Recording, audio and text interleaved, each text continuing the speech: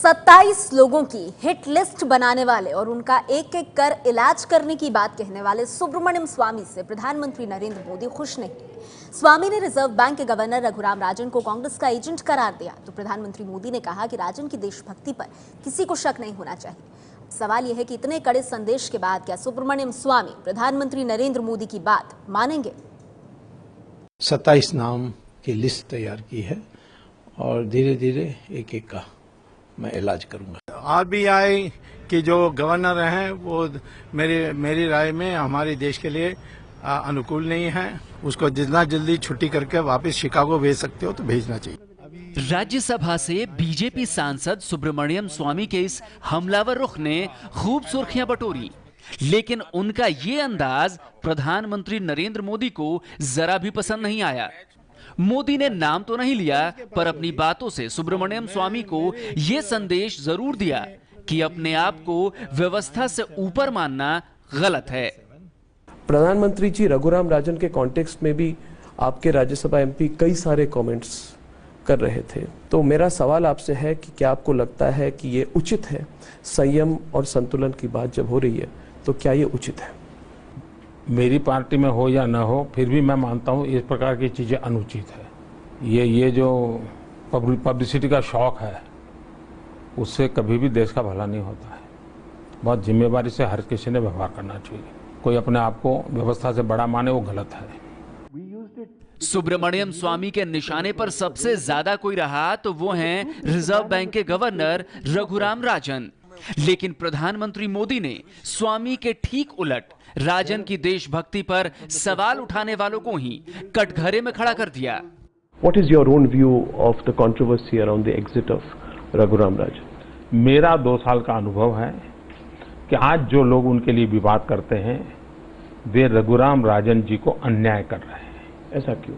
मैं बताता हूं। जो लोग कहते हैं, मैं मानता हूं हम में से किसी से भी रघुराम राजन की देशभक्ति जरा भी कम नहीं है।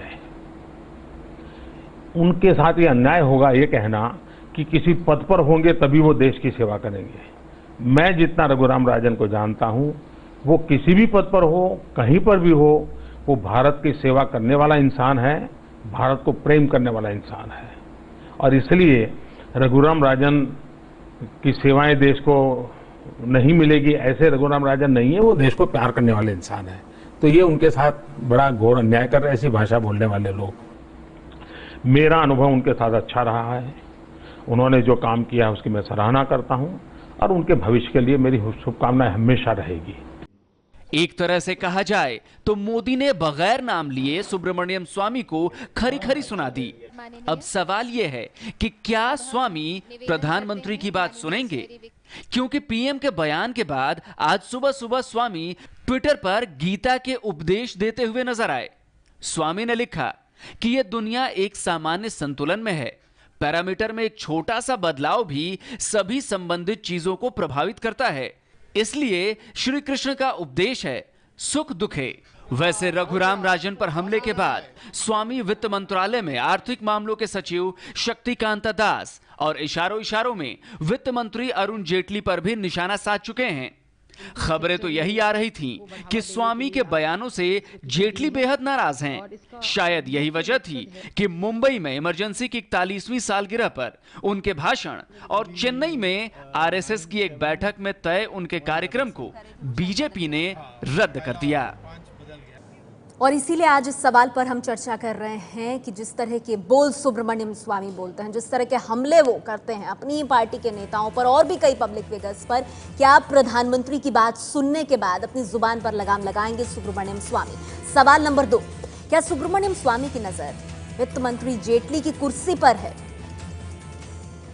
और तीसरा अहम सवाल, जेटली पर लगाम लगाने के लिए क्या पार्टी के अंदर से सुब्रमण्यम स्वामी को समर्थन है? क्योंकि एक सवाल ये भी उठता है। हमारे साथ आज की चर्चा में बीजेपी से शाजिया इल्मी मौजूद हैं। शाजिया, मेरा पहला सवाल आपसे ये है, प्रधानमंत्री ने जिस अंदाज में खरी खरी सुब्रमण्यम स्वामी को सुनाई है बिना उनका नाम लिए, क्या पीएम की बात सुनकर अपनी जबान पर लगाम लगाएंगे सुब्रमण्यम स्वामी?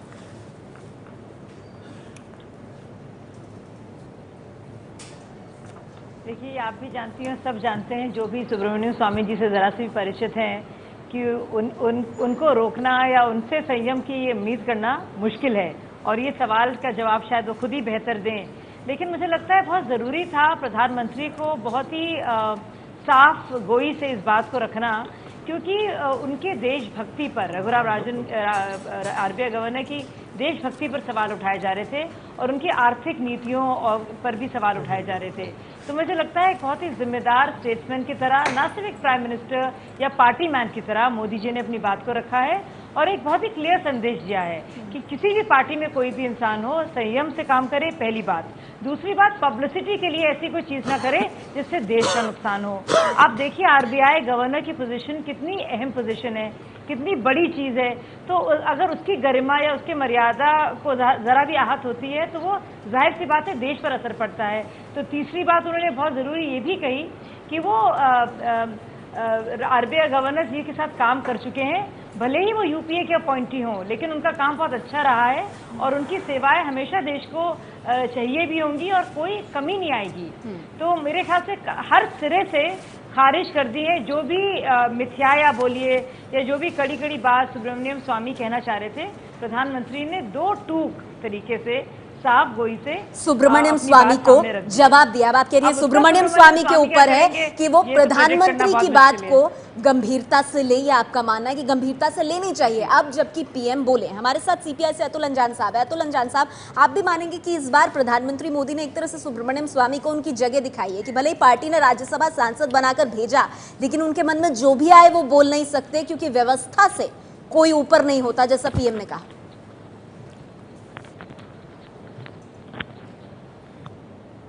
नेहा जी, जो प्रश्न आपने उठाया और जिससे से प्रधानमंत्री ने रघुराम राजन के संबंध में जवाब दिए, वो तो महत्वपूर्ण है। लेकिन एक बड़ी महत्वपूर्ण बात इन 40 सालों के अंदर हुई पहली बार, ये जो 6-7 जगहें खाली होती हैं राज्यसभा में, जिन्हें राष्ट्रपति केंद्र सरकार की सहमत से नामित करता है, वो कला, साहित्य, संगीत, अध्ययन, शिक्षा, इन सब के क्षेत्र के प्रमुख लोग होते हैं और उनसे ये उम्मीद की जाती है कि तत्काल नहीं, कालांतर में हो तो बात हो, लेकिन वो पार्टियों के ऊपर से रहेंगे, पार्टियों के प्रति। ये तो सुब्रमण्यम स्वामी और ये जो क्रिकेट खेलने वाले वो लोग थे, ये एक दिन में नामित हुए और दूसरे दिन से बीजेपी का झंडा उठाकर निकल पड़े। एक मैं पहला आदमी आजाद हिंदुस्तान में देख रहा हूं जो गायत्री समाज के पंड्या जी हैं, उनको नामित किया गया। उन्होंने कहा कि मैं इस पद के लायक नहीं हूं, मैं जिस दूसरे काम को कर रहा हूं वो मेरा काम महत्वपूर्ण है, इसलिए मैं संसद का नामित सदस्य नहीं बन सकता। आप सबको धन्यवाद। आज ये जो दिया गया है सुब्रमण्यम स्वामी को, सुब्रमण्यम स्वामी ने किस क्षेत्र में काम किया है? फिलहाल ये एक ऐसा बॉम्ब घूम रहा है टहलते हुए, जो व्यवस्था में कहां से कहां जाएगा, क्या करेगा, कभी लव जिहाद करेगा, कभी अपने ही घर में जिहाद करवाएगा, क्या करेगा, किसके पर अतुल अंजान जी, आपको लगता है कि अब लगाम लगेगी?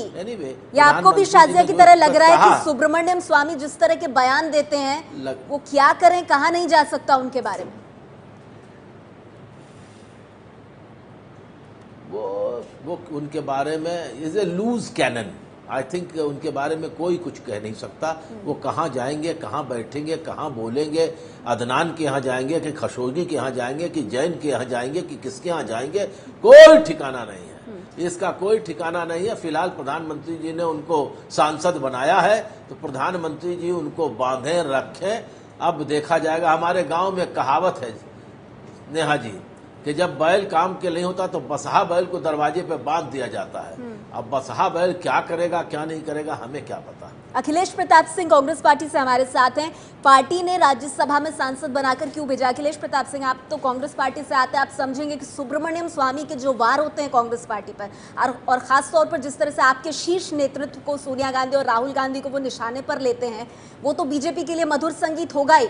लेकिन आपको लगता है अब धीरे धीरे पार्टी के लिए मुश्किलें खड़े कर रहे थे सुब्रमण्यम स्वामी, और ऐसे में पीएम का जो बयान आया उनका नाम लिए बगैर, वो अपने आप में बहुत अहम हो जाता है? देखिए, वो कहावत है ना, बोया पेड़ बबूल का तो आम कहाँ से होए। तो ये लोग भूल जाते हैं कि जिस तरह की आप आगे बढ़ रहे हैं जिस रास्ते पे, वो रास्ते आपके लिए भी वही हैं।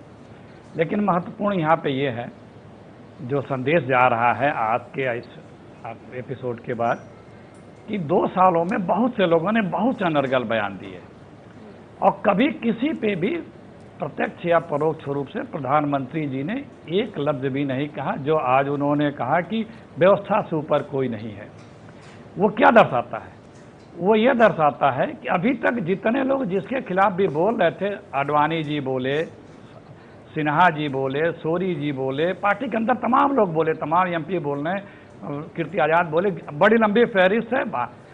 तो ये दिखाता है कि सबकी नाराजगी का कोई महत्व तो नहीं है, लेकिन अगर जेटली जी नाराज होते हैं तो फिर महंगा पड़ेगा माननीय मोदी जी को या उनकी सरकार को। इसलिए आज उन्हें बैलेंस करने के लिए ये लफ्ज बोलना पड़ा। विजय, मैं आपसे जानना चाहूंगी, जो बात अखिलेश प्रताप सिंह ने यहाँ पर कही, अखिलेश जी ये कह रहे हैं कि ऐसे बहुत बयान पार्टी में आते रहे हैं, कभी मंत्री के, कभी आम नेताओं के, लेकिन वित्त मंत्री अरुण जेटली को नाराज करना प्रधानमंत्री और सरकार को भारी पड़ सकता है और यही वजह है कि सुब्रमण्यम स्वामी को उनकी जगह दिखाई है प्रधानमंत्री। देखिए, इसमें 2 बातें हैं। जो पहले भी बयान आते रहे, जैसे दादरी वाला किस्सा हुआ था, उसके बाद प्रधानमंत्री ने अपील की थी, लेकिन उस अपील को ना ओवैसी ने सुना, ना आजम खान ने सुना, ना योगी आदित्यनाथ ने सुना, ना साध्वी प्राची ने सुना। लेकिन वो थोड़े पॉलिटिकल बयान थे और इस ढंग के बयान थे जो एक चुनावी फ़ायदा उठाने के लिए या तात्कालिक चीज़ को लेके किए गए थे। लेकिन इस समय जो सुब्रमण्यम स्वामी ने जो हमले किए एक तरह से अरुण जेटली पर, उनके वित्त मंत्रालय के अधिकारियों पर, उन अधिकारियों पर जो अपना बचाव तक नहीं कर सकते, उससे पहले रघुराम राजन पर, तो इसमें स्वाभाविक तौर पर कहीं ना कहीं सरकार की किरकिरी हो रही थी, सरकार की छवि खराब हो रही थी और ऐसे में प्रधानमंत्री का इस तरह हस्तक्षेप करना बेहद ज़रूरी था जो उन्होंने किया। हालांकि मुझे लगता है कि वो थोड़ा पहले हो जाता यही बातें तो शायद जो चीज़ें जो थोड़ी उनकी बदनामी हुई या जो थोड़ी किरकिरी हुई उससे शायद बचा जा सकता था। लेकिन एक कहावत है कि आप कंबल को छोड़ दो लेकिन कंबल नहीं छोड़ता, तो मुझे नहीं लगता सुब्रमण्यम स्वामी को कंबल छोड़ पाए। प्रोफेसर संगीत रागी, कांग्रेस पार्टी ने भी यही प्रतिक्रिया दी इसके बाद। कपिल सिब्बल साहब ने कहा कि पहले क्यों नहीं बोले प्रधानमंत्री मोदी, कम से कम जो किरकिरी हुई या जो वित्त मंत्री को भी निशाने पर लिया, मुख्य आर्थिक सलाहकार को भी लपेटे में ले गए सुब्रमण्यम स्वामी, वो सब डैमेज रुक सकता था, उसकी कोई जरूरत नहीं थी अगर यही बात पीएम पहले बोल देते।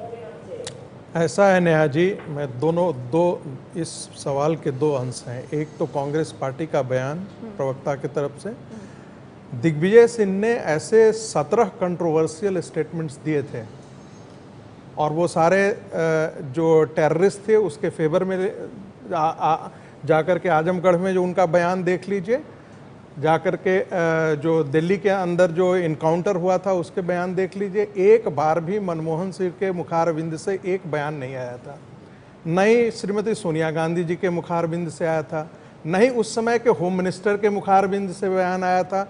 तो इसलिए इस बात को यहाँ पर यह बताना कि प्रधानमंत्री का 2 दिन पहले बयान आ जाता, 3 दिन बयान, कोई मायने नहीं रखता है। दूसरी बात, प्रधानमंत्री जी के बयान के बाद मुझे ऐसा लगता है कि चीज़ें यहीं पर रुक जाएंगी। वैसे भी राजनीति के अंदर एक मर्यादा होती है और प्रधानमंत्री ने बहुत गंभीरता से जो ब्यूरोक्रेसी है उसको टोन अप किया है विकास के रास्ते पर ले जाने के लिए। इसलिए यदि ब्यूरोक्रेसी पर जो उनके जो चुने हुए लोग हैं जिनके सहारे प्रधानमंत्री जी विकास की गति को तेज करना चाहते हैं, यदि उस पर आक्रमण होता है, कहीं से भी वो आक्रमण, और वह भी अमर्यादित आक्रमण, तो मुझे लगता है कि यह आवश्यक था कि प्रधानमंत्री आप कह रहे हैं कि हमले रुक जाएंगे। हालांकि ज्यादातर अभी जो पैनल पर मेहमान मौजूद है वो कह रहे हैं कि अब सुब्रमण्यम स्वामी जिस तरह के इंसान है वही जाने कि वो आगे क्या करेंगे। पर कंचन दा रुकेंगे, मैं आऊंगी सर, एक प्रतिक्रिया कंचन गुप्ता जी से, फिर आपके पास आऊंगी मैं। कंचन गुप्ता जी, लेकिन सवाल यह है, रुकेंगे या सुब्रमण्यम स्वामी की जो अपनी एम्बिशंस हैं और क्या नजर जो है वो वित्त मंत्री जेटली की कुर्सी पर है, उनको लेकर जिस तरह के वो बिना नाम लिए ट्वीट्स करते हैं, कई ट्वीट्स को रीट्वीट करते हैं, वो सब छूट जाएगा क्या? इसमें 2 बातें हैं। पहली बात जो है कि उनका, अगर आप कोई निशाना कह रहे हैं कि वो वित्त मंत्री बनना चाह रहे हैं, वो नहीं होने वाला। एक जो एज लिमिट जो कट ऑफ सेट की गई है वो उनके लिए भी एप्लीकेबल है, तो वो मुझे नहीं लगता उनका भी ऐसा कोई सोच है कि वो वित्त मंत्री बनाए जाएंगे या बन जाएंगे। देखिए, अभी तक जो चर्चा हो रही है कि वो उन्होंने अरुण जेटली को पर निशाना साधा था, इसीलिए प्रधानमंत्री बोले सरकार को भारी पड़ सकती है, लेकिन बात कुछ और ही है। उन्होंने शायद 27 ब्यूरोक्रेट्स के बारे में कहा था कि ऐसे 27 ब्यूरोक्रेट्स हैं, सीनियर ब्यूरोक्रेट्स हैं, जो रेवेन्यू सेक्रेटरी हैं उनके बारे में कहा था।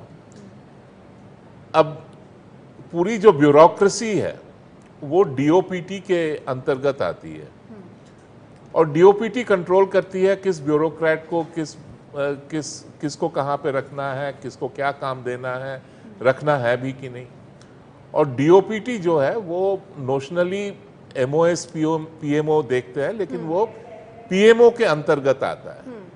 तो अगर आप ब्यूरोक्रेट्स के बारे में चर्चा कर रहे हैं, आलोचना कर रहे हैं कि इनको यहाँ पे क्यों रखा गया, ये इनकी ये खराबी है, इनकी ये बुराई है, फिर भी ये यहाँ पर है, तो एक तरीके से आप पीएमओ की और पीएम की भी आलोचना कर रहे हैं। ठीक है, अतुल अंजान जी, मैं आपसे जानना चाहूंगी, सुब्रमण्यम स्वामी को प्रधानमंत्री मोदी ने कड़ा संदेश दिया, लेकिन सवाल यह है कि स्वामी साहब आखिर किसकी शय पर इस तरह के बयान देते हैं, क्योंकि वो खुले तौर पर मीडिया के सामने कहते हैं कि उनकी बात पार्टी अध्यक्ष से होती है, उनकी बात सीधे पीएम से होती है।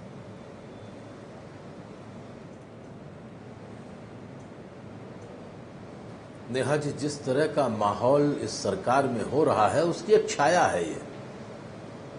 ये सुब्रमण्यम स्वामी जी का नहीं है। सब लोग अपना अपना गीत गा रहे हैं, लेकिन हालत क्या है अर्थव्यवस्था की? अर्थव्यवस्था ठहराव की स्थिति में ही नहीं है, नीचे जा रही है। दुनिया में पौंड गिर रहा है, ठीक है, लेकिन भारत का क्या है? निर्यात की क्या स्थिति है? आयात बढ़ता चला जा रहा है। अर्थव्यवस्था में आपने 15 दिन से जिस तरह का रघुराम राजन के खिलाफ अभियान चलाया, इस अभियान से भारत को क्या मिला?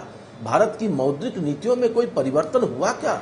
मौद्रिक नीतियों में परिवर्तन न होकर के बल्कि एक तरीके से पूरा का पूरा वित्त मंत्रालय नॉर्थ ब्लॉक एक सख्ते में आ गया है कि ये किस तरह का एटम बॉम्ब घूम रहा है, जिसे प्रधानमंत्री जी ने नॉमिनेट किया है राज्यसभा में। वो तो ठीक आप कह रहे हैं कि कुछ लग गया जेटली जी के लिए, इसलिए कुछ बात है, लेकिन ये अगर आप इस पर रोक नहीं लगाएंगे तो इसकी वजह से पूरा का पूरा स्टॉक मार्केट जाएगा, इन्वेस्टर्स खत्म होंगे, एफआईआईज का वैसे ही रोना चल रहा है। आपके जो फॉरेन डायरेक्ट इन्वेस्टमेंट जो कह रहे कि हमें बहुत आ रहे हैं, उनका क्या होगा? तो आज पूरी मौद्रिक नीति के ऊपर ये इस तरह का जो झगड़ा है 26-27 लोगों को टारगेट करके, मैं समझता हूं अतुल अंजान जी कह रहे हैं कैसा एटम बॉम्ब है जो वित्त मंत्रालय को सख्ते में डाले हुए, कालाबाजारी उठाएंगे। हाँ, जो 15 दिन तक रघुराम राजन के खिलाफ इस तरह का हेट कैंपेन चलाते हैं, ऐसा कालाबाजारी बढ़ेगी। नेहा जी, अतुल अंजान जी को मैं सुनता था, आज बड़ा प्रसन्नता हो रही है कि वो शेयर बाजार की बात कर रहे हैं।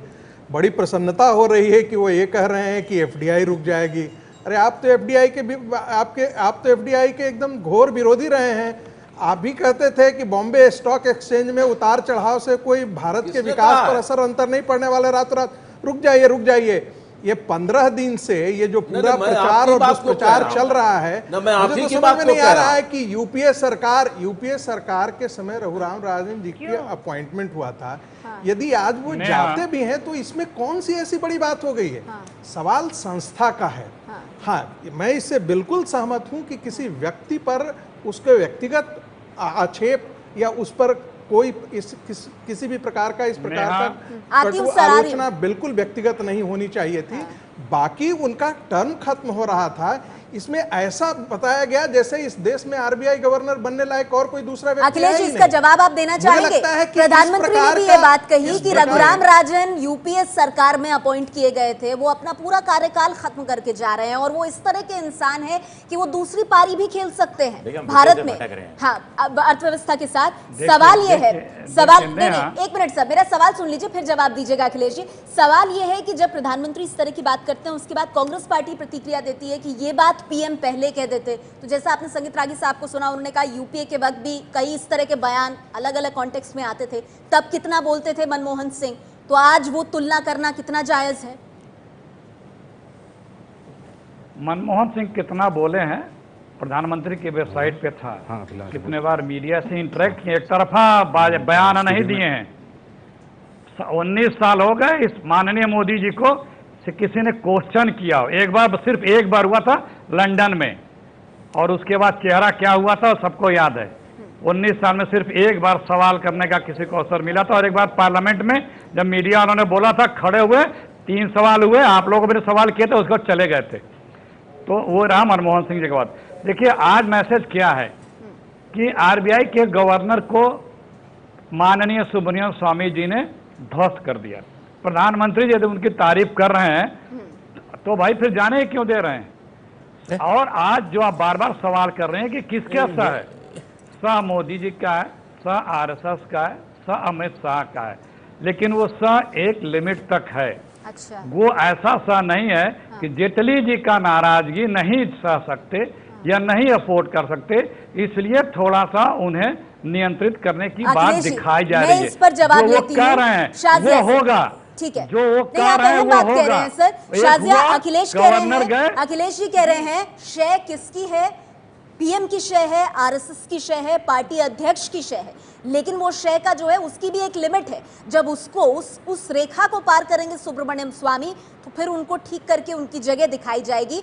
वही हुआ है।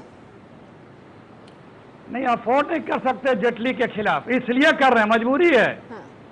क्योंकि उन्होंने कहा आग लग जाएगी मैं मुंह खोलूंगा तो। हाँ, बोलिए शाजिया।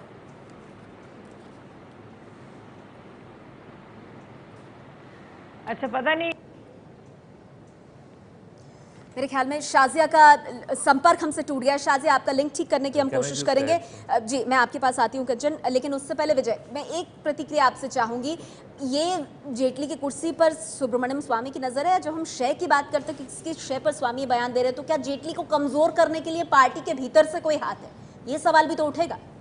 सवाल तो बहुत सारे उठते रहे हैं। सवाल ये भी उठते रहे हैं कि जो सुब्रमण्यम स्वामी है उनकी जो गुरुमूर्ति है उनसे दोस्ती है, गुरुमूर्ति के संघ से अच्छे संबंध है, कहीं संघ का बढ़ावा है या नहीं है। ये तमाम पॉलिटिकल सर्किल्स में, पॉलिटिकल गलियारों में इस तरह के सवाल उठते रहे हैं। लेकिन सबसे बड़ी बात है कि इन सवालों को उठने किसने दिया, इन सवालों को बढ़ावा किसने दिया?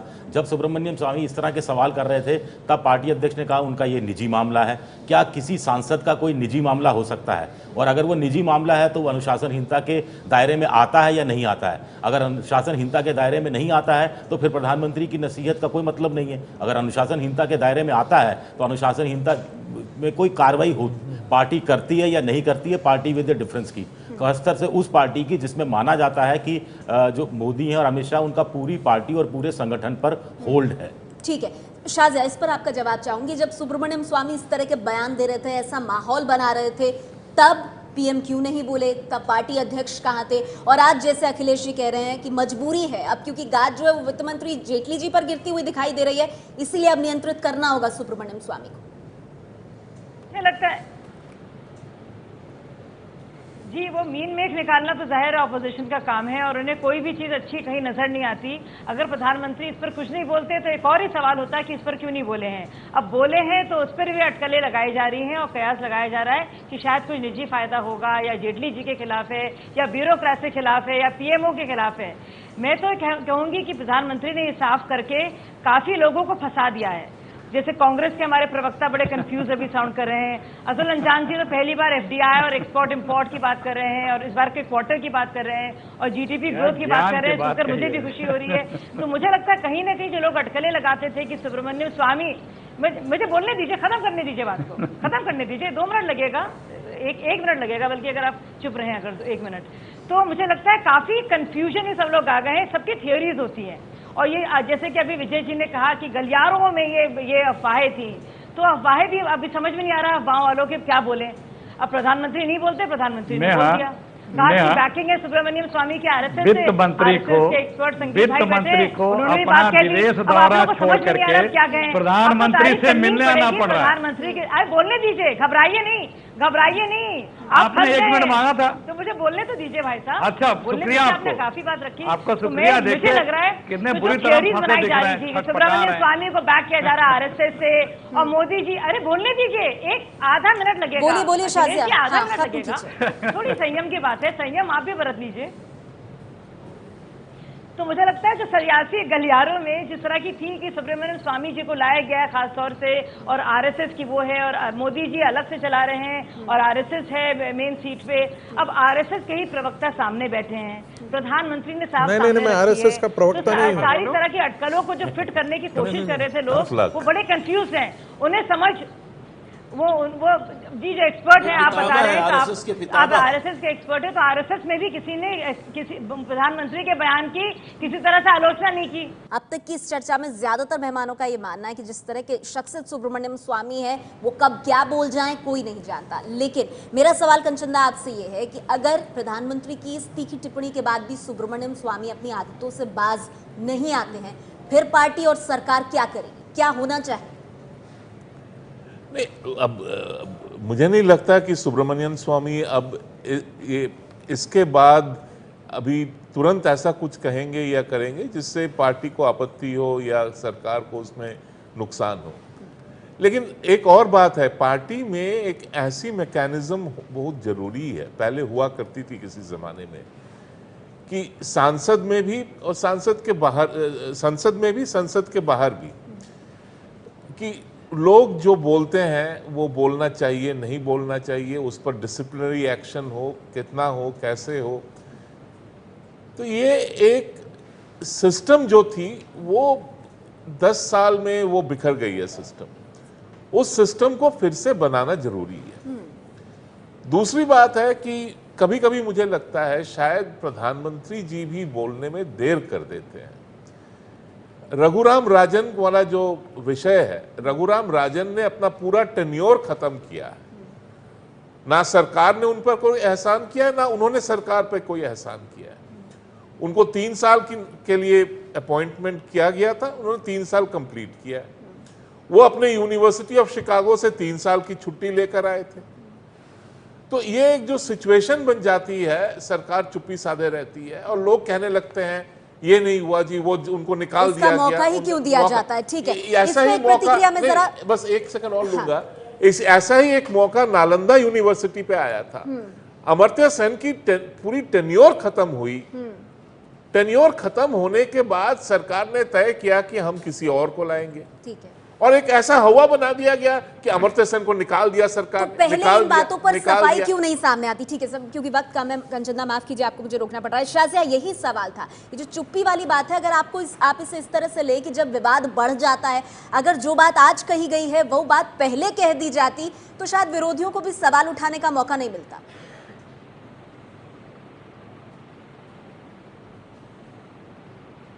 नहीं, मुझे लगता है प्रधानमंत्री जी से जब ये सवाल पूछा गया उन्होंने जवाब दिया, लेकिन यही सवाल जब वित्त मंत्री से पूछा गया, 2-3 बार पूछा गया, कई बार मैं भी उस फोरम में मौजूद थी, तो उन्होंने कहा कि क्योंकि वो वित्त मंत्री हैं, इस वक्त आरबीआई गवर्नर पर कोई भी टिप्पणी देना शोभा नहीं देता। हालांकि उन्होंने भी इस पब्लिसिटी की जो बात है कि सुब्रमण्यम स्वामी जी से सवाल पूछे जाते हैं और वो इस तरह की बातें करते हैं, उन्होंने कुछ इस तरह की बात रखी थी, तब भी उसको हिंट दिया था। तो ऐसा नहीं कि प्रधानमंत्री नहीं सिर्फ बोले, वित्त मंत्री ने अपनी राय इस मामले पर खासतौर से साफ गोई से जाहिर कर दी थी। और भी जो मामले रहे बाकी सारे मंत्रियों ने, चाहे वो गृह मंत्री हो या वित्त मंत्री हो या फिर प्रधानमंत्री, थोड़ी देर बाद ही सही कुछ लोगों को कहना है वो क्या है। अभी भी कांग्रेस की क्या राय है? कांग्रेस की राय यह है कि उन्होंने बयान दिया लेकिन देर से दिया, यानी कि बयान ठीक था अब, लेकिन अभी भी कोशिश की जा रही है कि कुछ अच्छी चीज में भी मीन मेख निकाला जाए। मेरा ये मानना है कि बहुत ही मैच्योरिटी से, गंभीरता से एक सीनियर राज्यसभा के एमपी की बातों को एक तरफ गंभीरता से प्रधानमंत्री ने टिप्पणी दी है, पर सवाल ये है जिन्हें मैसेज देने की कोशिश की है वो भी काफी वरिष्ठ है, राज्यसभा में पहुंचे हैं, क्या अब वो प्रधानमंत्री की बात को मान करके अब लगाम लगाएंगे? मेरे पास वक्त खत्म हो गया है। बहुत बहुत शुक्रिया आप सभी मेहमानों का, मैं माफी चाहूंगी, बहुत बहुत शुक्रिया आप सभी मेहमानों का हमारे साथ आज की इस चर्चा में जुड़ने के लिए।